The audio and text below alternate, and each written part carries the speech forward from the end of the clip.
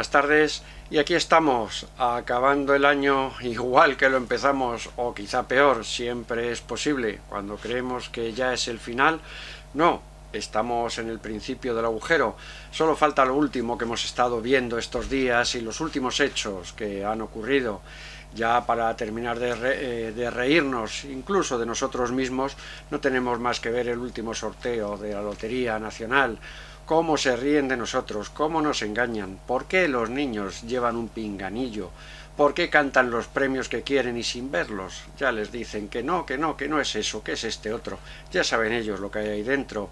¿Saben cuál es el engaño? ¿Saben? El engaño era Kalergi, el famoso plan Kalergi que hablamos hace unos meses, que el científico austro-japonés fundador de los principios de la Comunidad Europea, de la Unión Europea, pero que lo que tenía era un plan que decían que son cosas de los soberanistas, pero es lo que Kalergi decía. El plan era la sustitución de los europeos, los caucásicos, sustituirnos pues por gente que traían del tercer mundo, que era más dócil y más fácil de gobernar. Eso se intentó hacer, el plan Kalergi, pero lo que eran más fáciles de gobernar no lo tenían muy claro, eran más fáciles de mantener, que es lo que ocurrió al final y lo que está ocurriendo. No hay más que ver los niños de San Ildefonso, ¿no? Como hemos visto en la Lotería Nacional, quiénes eran y quiénes son los mantenidos y quiénes siguen siendo los que mantenemos a costa de los riñones y de los impuestos más fuertes de Europa. Impuestos que se quedarán en nada, porque para el 2025 el último que aprobó nuestro querido y venerado Sanchinflas fue pues un aumento de impuestos, lo último que firmó antes de irse de vacaciones, porque necesita descansar, ir a las montañas, a esquiar, al Pirineo, a que le insulten allí, es un sitio nuevo para que le insulten, pero es lo suyo, es lo que tenemos y lo que tenemos que ver y que aguantar. No sabemos hasta cuándo, eso sí, porque ya saben ustedes, no hay mal que 100 años dure, ni cuerpo que lo aguante. Pero bueno, las realidades son mucho más duras hoy en día. Seguimos sin que lleguen las ayudas a Valencia, nos vamos de vacaciones y no tenemos ningún problema. Salen casos de corrupción, no hay corrupción, es todo mentira, hombre, es todo un ataque. Que los otros, que son exactamente iguales, también se callan, no tienen nada que ver.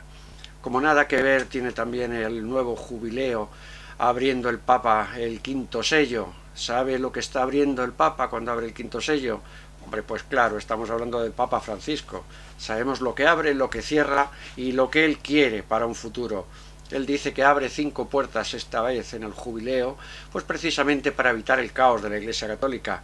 Lo que no sabe, o sí sabe mucho mejor que nosotros, es lo que puede entrar, las legiones que pueden entrar por esas 5 puertas, esas legiones de demonios de las que tanto habla. No hay más que verle la cara, ver cómo está. Algo está ocurriendo en el Vaticano. Y vamos a tardar muy poco en verlo. Viene un 2025 caliente, en los que tendremos que pensar, ver e investigar demasiadas cosas. Lo que no sé es si nos van a permitir decirlas, pero vamos a intentarlo. Desde luego, con las ganas no nos vamos a quedar. Hoy, como un pequeño homenaje al final del año, de este año, vamos a ver lo que se hacía en los años 70, lo que se hacía en televisión española.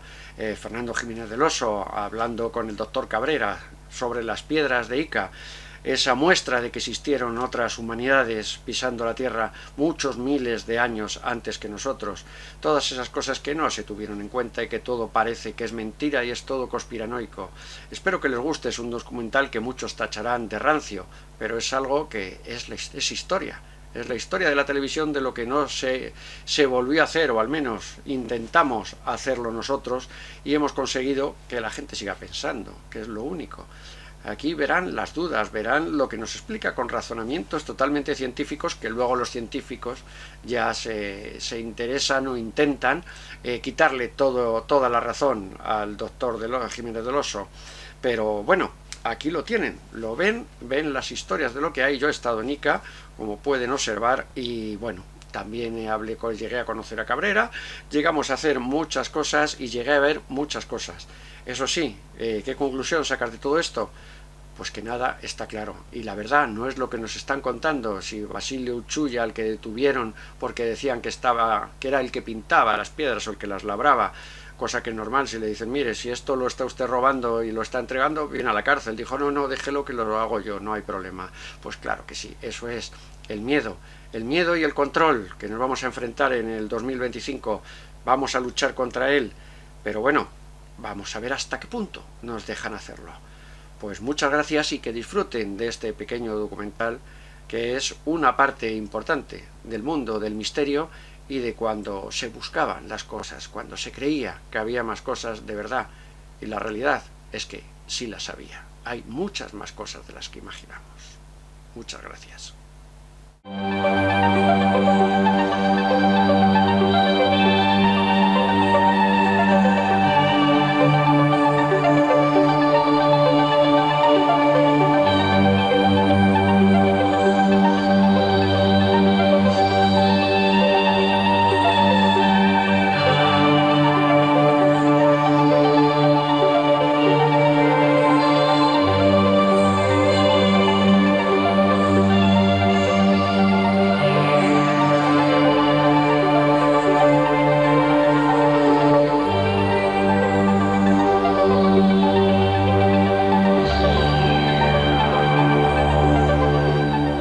El origen del hombre sigue siendo un misterio. La paleontología depende en gran medida de la casualidad, del hallazgo fortuito de un hueso, de un trozo de cráneo, de un diente. Por eso es una ciencia apasionante, porque partiendo de tan escasos restos, ha de imaginarse, ha de deducir cómo era el animal completo y cuáles eran sus costumbres.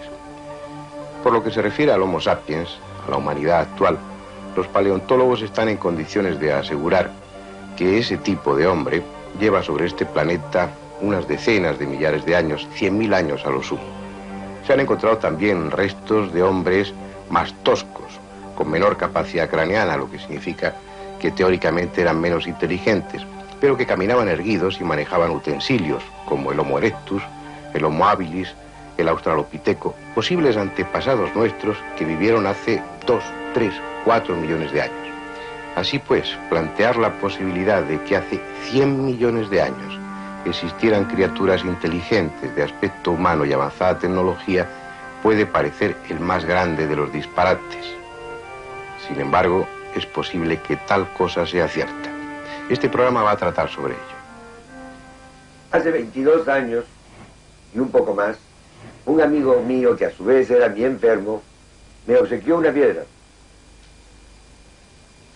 para que la usara como pisapapel sobre mi escritorio. Al observarla me di cuenta que se trataba de un animal extinguido. En este caso, el animal era un pez. Era evidente que hallar en una piedra un grabado de una figura de un animal prehistórico extinguido hacía millones de años era un hecho insólito. Aparte de que yo, sin ser arqueólogo, soy médico, sabía además que nunca habían habido piedras grabadas ni en Ica ni en el Perú. Esto me intrigó muchísimo y le pregunté de dónde has obtenido esto. Entonces me dijo, estas piedras habían aparecido 6 años antes del momento que él me las obsequia y las habían visto todos los arqueólogos del Perú e incluso extranjeros, pero como las figuras que aparecían o eran muy antiguas como estos animales extinguidos o eran algunas inentendibles, eran otras que en realidad parecían muy modernas, como por ejemplo instrumentos que son recientes, todo esto los hizo dudar y pensar que estas piedras estaban recién hechas por las mismas personas que decían que las habían encontrado. Esto yo de entrada me di cuenta que no podía ser y comencé la investigación. Entonces, como me dijeron que habían aparecido miles de piedras, dije, ¿quién las tiene? Y comencé a tratar de recolectar lo que estaba en manos de mucha gente, con el objeto de poder identificar el significado de estos dibujos. Me costó bastante trabajo, por supuesto, llegar a entender que era un lenguaje ideográfico y jeroglífico, y que ese lenguaje era capaz de ser entendido por la mente de un hombre atento, reflexionando sobre cada uno de estos símbolos y de las ideografías. Después de un tiempo, logré entender que habían dejado en estas piedras, como si fueran libros de piedra, un mensaje en el que aparecía una imagen del universo, una imagen del planeta Tierra, imágenes de plantas y animales que habían extinguido algunos y otros seguían viviendo, y seres humanos coexistiendo con estos seres extinguidos y también con los seres que todavía viven. Esto me hizo pensar que se trataba, pues, de un mundo diferente al nuestro. Esto no era, pues, algo que correspondería al pasado reciente de nuestra humanidad. Comprendí que se trataba de un mundo anterior. Y por asociación con los animales extinguidos, llegué a la conclusión que se trataba de un mundo que había existido en por lo menos el periodo secundario o mesozoico, o hasta el final de él. Es decir, el hallazgo, pues, me permitió llegar a una conclusión bastante difícil de creer, que nosotros no somos los primeros, que esta humanidad no es la primera humanidad, y que en tiempos remotos ya había existido un mundo, con continentes distintos a los actuales, con seres distintos, pero un mundo anterior a este. Lo sorprendente de estos hombres es que ellos habían alcanzado conocimientos más avanzados que los que ha logrado el hombre actual. Esto sí es un hecho que permite decir categóricamente que no corresponde a nuestra humanidad, porque si hay algo que define a las humanidades y que definirá a las humanidades es el avance científico y tecnológico, y estas piedras revelan un avance científico y tecnológico superior al actual. Él es el doctor Cabrera, en muchos sentidos el protagonista del tema de las piedras de Ica. El escenario, el lugar de la historia, es la ciudad de Ica.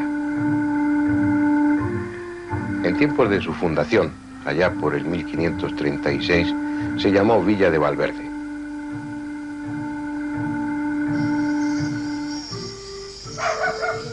Poco queda de la ciudad original. Un terremoto la destruyó en 1664. Se edificó entonces otra alrededor de una nueva plaza de armas que hoy sigue siendo el corazón de la villa.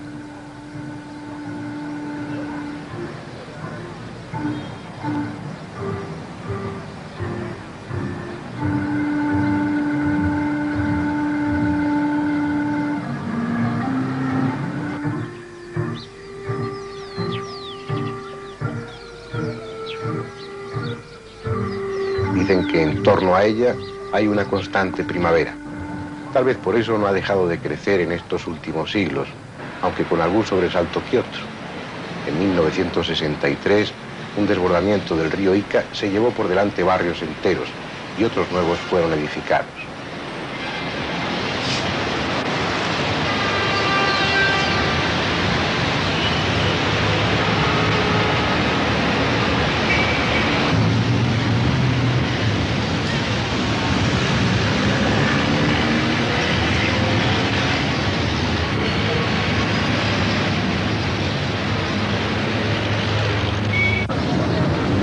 Pero la plaza de armas permaneció indemne. Es en ella donde el doctor Cabrera tenía su consulta, transformada hoy en almacén museo de las piedras.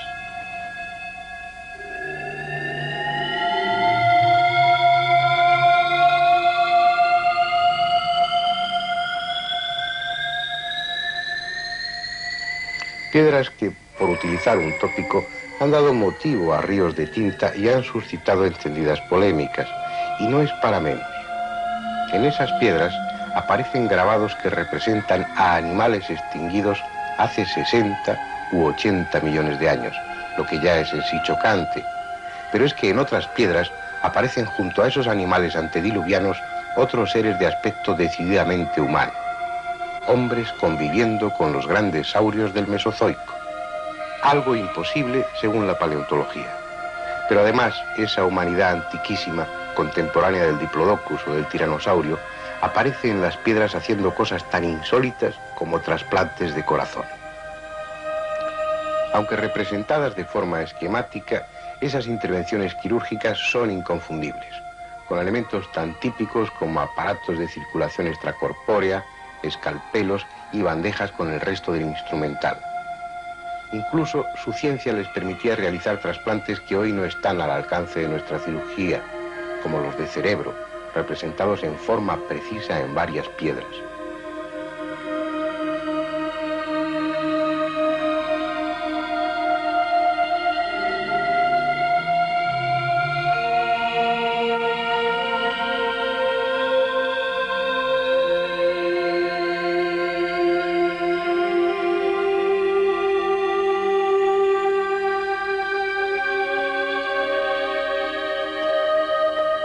En otras, esos presuntos humanos del Mesozoico se dedicaban a tareas igualmente avanzadas, como a observar el firmamento a través de un telescopio. En este caso concreto, parece que el objeto de tales observaciones era el estudio de los cometas.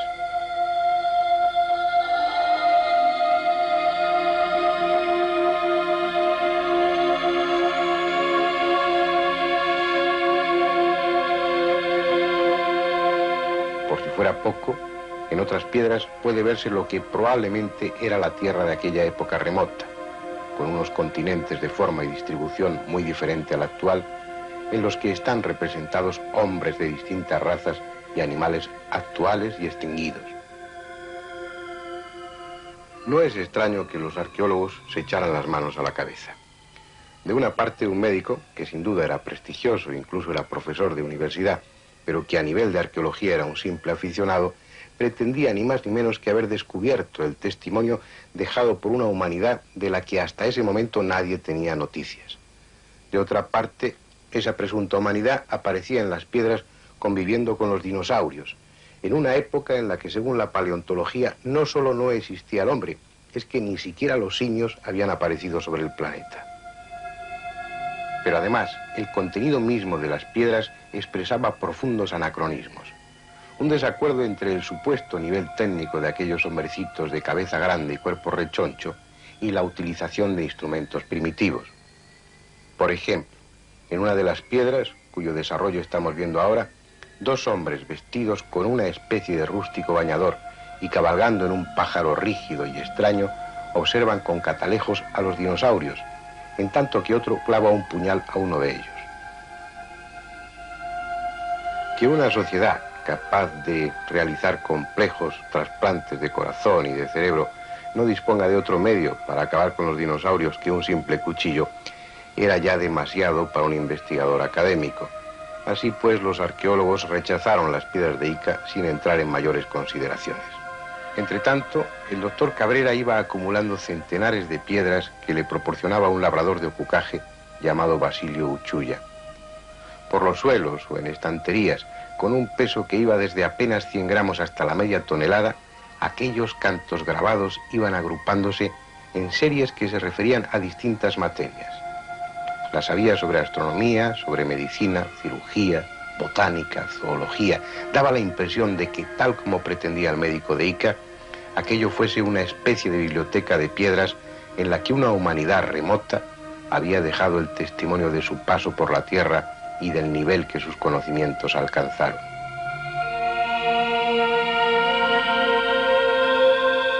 Y probablemente el doctor Cabrera habría seguido acumulando piedras sin más, de no ser por una noticia que se publicó en diciembre de 1974 por un periódico de Lima. En ella un autor francés, Robert Charroux, daba información sobre el tema de las piedras, calificaba a Ica como cuna de la humanidad y decía que Cabrera era algo así como el mayor revolucionario de la historia de la paleontología.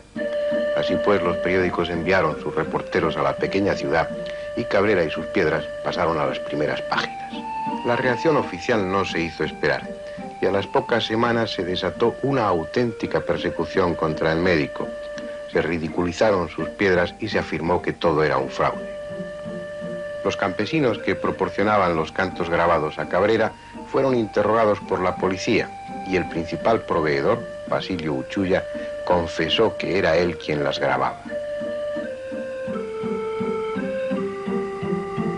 Los arqueólogos respiraron aliviados y sobre la cabeza de Cabrera cayó el descrédito. Y ahí habría terminado la historia de no ser por la tenacidad del médico de Ica y porque a muchos no nos convenció la explicación. Había demasiados puntos oscuros. El primero de ellos es el enorme número de piedras. Cabrera posee en su museo unas 15.000, pero hay además otros coleccionistas y un número considerable de ellas han salido del país como souvenir. Hablar de 35 o 40.000 piedras no es exagerado. Y no todas son pequeñas. Muchas tienen gran tamaño y no están simplemente grabadas, sino que han sido labradas y pulidas para que las figuras queden en relieve, lo que implica un trabajo abrumador. Según se dijo entonces, hubo dos personas que fueron las principales autoras de las piedras, Irma Acapana y sobre todo Basilio Uchuya. lo que permite deducir que comenzaron a grabar las piedras durante su tierna infancia. Y aún así, dudo que les hubiera dado tiempo a hacerlas todas. Por otra parte, ante nuestras cámaras y por primera vez públicamente, Basilio Uchuya dio otra versión de los hechos.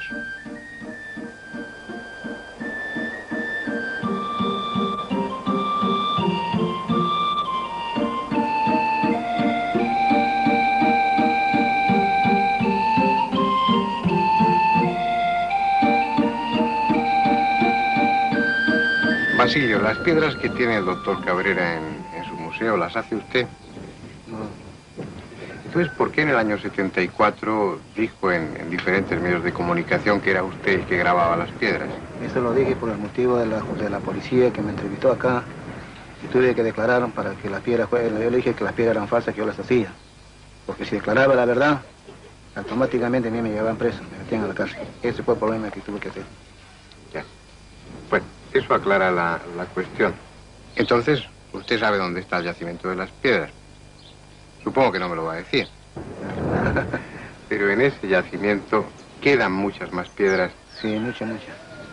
Muchas piedras todavía quedan. ¿Cuántas puede usted calcular? Bueno, no le puedo calcular porque puede haber más y como también puede haber menos también. Pero muchas piedras todavía hay para sacar. Pero la confesión de Basilio puede dejar dudas a los escépticos. Lo ideal sería encontrar una prueba o un sistema que permitiera demostrar que las piedras son antiguas o que no lo son. El carbono 14 no puede ser aplicado porque solo es útil cuando hay restos orgánicos, madera, hueso, etc. Otro método sería el estratigráfico, pero eso requiere ir al lugar donde está el yacimiento de las piedras, hacer un estudio sobre el terreno, y las 2 o 3 personas que admiten saber dónde está el yacimiento están decididas a mantenerlo en secreto.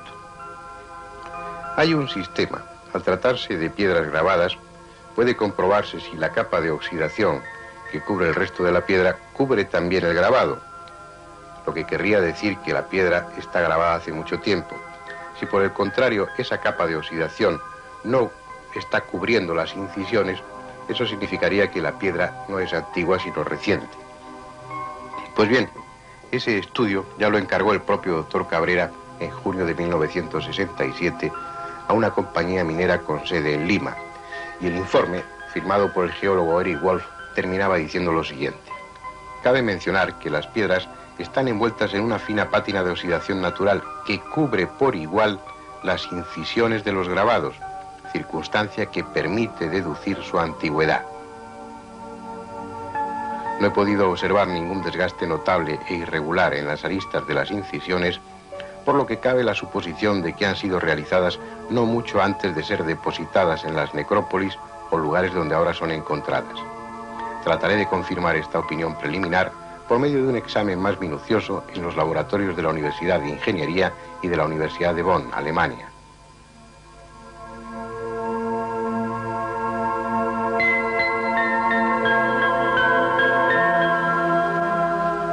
El 28 de enero de 1969 llegaba ese segundo informe, firmado por el profesor Frenchen de la Universidad de Bonn. En él se decía que esa capa de oxidación efectivamente cubre por igual la piedra que las incisiones, lo que quiere decir que las piedras no son actuales. Lamentablemente, este método no permite determinar hasta qué punto son antiguas, simplemente que tienen una relativa antigüedad. Así pues, puede que haya piedras actuales grabadas por los campesinos de Ocucaje, pero también es cierto que hay además piedras antiguas. Pero no solamente cuenta la antigüedad, también cuenta el contenido. Las instituciones oficiales se sintieron muy satisfechas cuando Basilio confesó que las hacía él y que los aurios los había copiado de un libro del colegio de sus hijos. Y uno no entiende que los arqueólogos se conformaran con esa explicación, a no ser que estuvieran deseando dar un carpetazo al tema. Porque en centenares de piedras hay una gran variedad de animales del Mesozoico, muchos de ellos en diferentes fases de su evolución, hasta el punto que puede deducirse al observar los grabados que algunos de esos tipos de saurios no se reproducían como reptiles, que es lo que la paleontología afirma, sino como anfibios.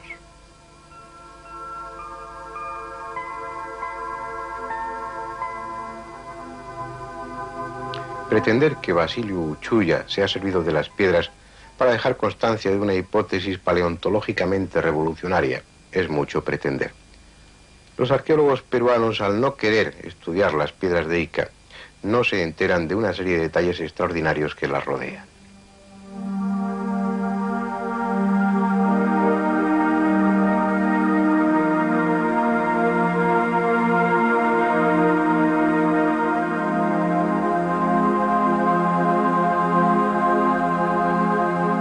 Uno de los inconvenientes de las operaciones de trasplante es el peligro del rechazo. Eso ha motivado numerosas investigaciones, entre ellas una muy interesante de dos médicos del Royal Hospital de Liverpool que practicaban trasplantes a los animales de laboratorio y evitaban el rechazo transfundiendo sangre de una hembra embarazada al receptor de ese trasplante. Eso tiene un fundamento. Durante el embarazo, la hembra está alojando un organismo distinto, el feto, que tiene un código genético diferente y sin embargo no lo rechaza. Eso sugiere que en la sangre de la hembra embarazada debe haber una hormona que impide el rechazo.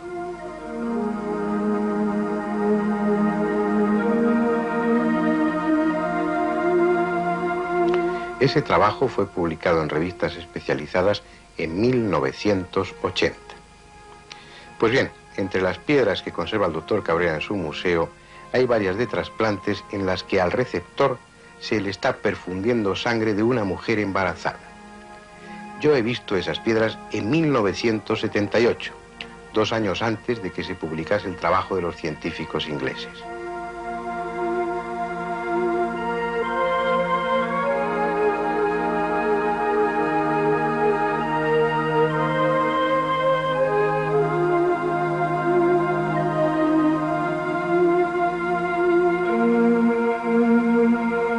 ¿También eso habrá que atribuirlo a la genialidad del campesino de Ocucaje? No. Cuanto más se estudia el tema de las piedras de Ica, más argumentos se encuentran a favor de su autenticidad.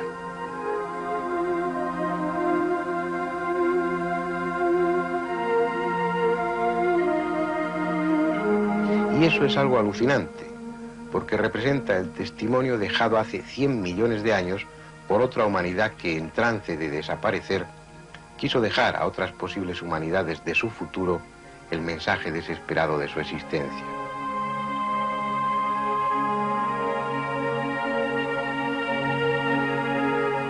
Por lo que en esas piedras está representado, su nivel científico y técnico fue extraordinario.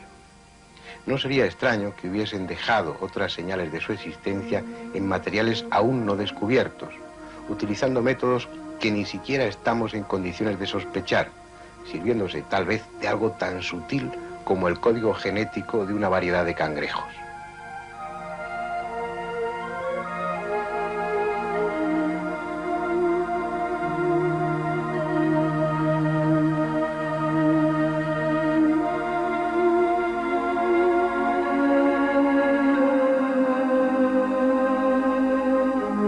¿Quién sabe? Hasta lo aparentemente absurdo puede ser realidad. Las piedras de Ica son una buena prueba de ello.